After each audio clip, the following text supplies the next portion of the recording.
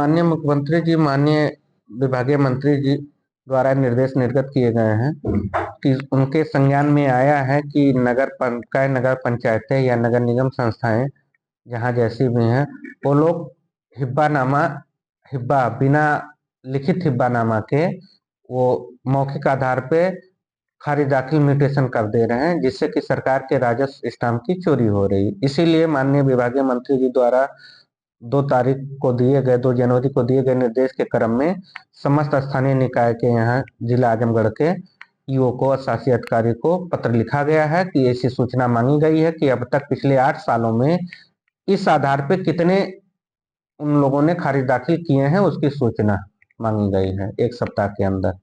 आपने सूचना क्या वो हिब्बानामा रद्द कर दिया जाएगा या वो कायम रहेगा?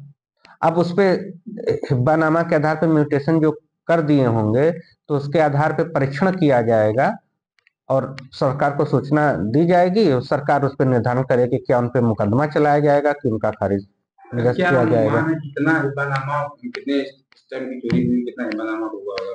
अब अभी संख्या अमाउंट तो एग्जैक्टली नहीं कहा जाता है, तो संख्या के आधार पे कि कितनी प्रॉपर्टी क्या थी, कितनी बड़ी प्रॉपर्टी है, फिर उसका वैल्यूएशन क्या है, उसके आधार पे किया जा सकता है।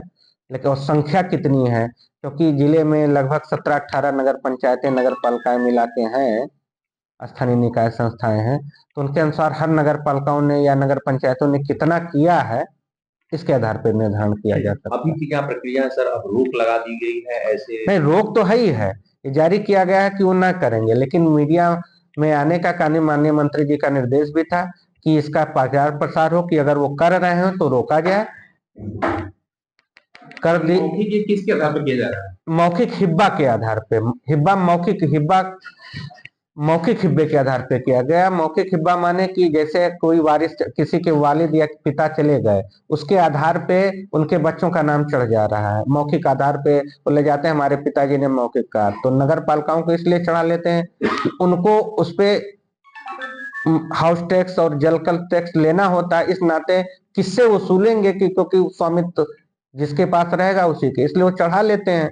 लेकिन सरकार का जो निर्देश है या जो कानून व्यवस्था है वो बिना रजिस्टर्ड किए आधार पे नहीं करना चाहिए, क्योंकि इससे डिस्प्यूटेड भी होता है, अनावश्यक मुकदमे होते हैं, सिविल कोर्ट या कहीं भी मुकदमे रेवेन्यू कोर्ट में भार पड़ते हैं, स्वामित्व को लेके विवाद होते हैं, तो इससे भी अगर वो प्रमाणित रहेगा तो बचे रहेंगे, अनावश्यक कोर्टों पे भार भी नहीं पड़ेगा।